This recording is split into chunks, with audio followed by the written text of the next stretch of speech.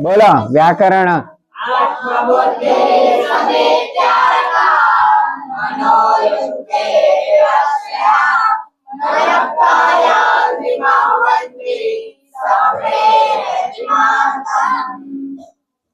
तीसरा पाठ वाक्य रचना।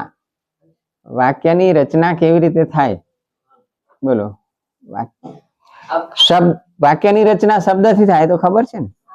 शब्द वगरनु वाक्य होय। अखियों ही अखियों में तेरी मेरी बात चली, बात कहाँ तक पहुंची। आंखो आंखो दी बात ना थई जाय ले हैं। आम तमारी मां होय आम खाली आंख बताड़े तमने नहीं खबर पड़ी जती। बधी खबर पड़ी जाए कि आई बनी।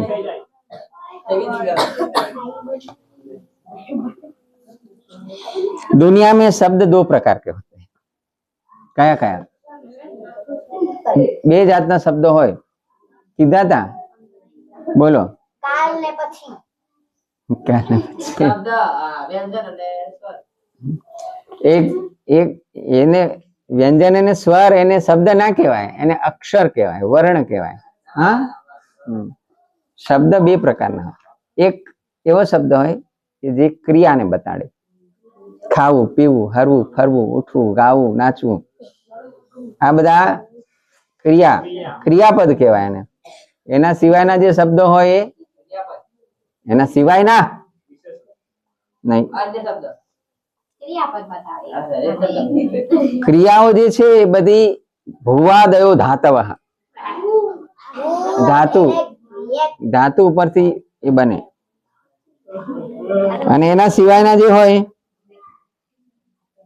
એના સિવાયના જે શબ્દો છે બીજા એને શું કહેવાય? क्रियापद सिवायना शब्दों ने शू कहेवाय? अर्थवत धातु प्रत्यय प्रतिपादिकम। अर्थवत जेमांथी अर्थ निकलतो होय, अधातु जे धातु ना होय, अप्रत्यय जे प्रत्यय ना होय, तो ए कयो शब्द कहेवाय? एमां शुं आवे? शब्दनी वात चाले छे। जो दाखले हूँ बोलू छुं शब्द, दाखले पुरुष क्रिया बताड़े छे, प्रत्यय छे तो शू कहेवाय?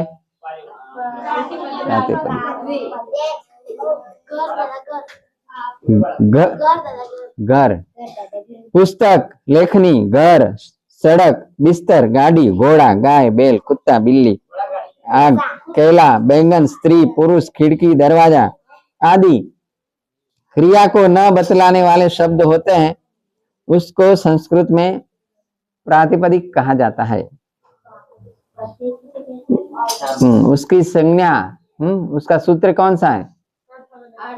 अर्थवद अधातु अप्रत्यय प्रातिपदिकम। चलो इति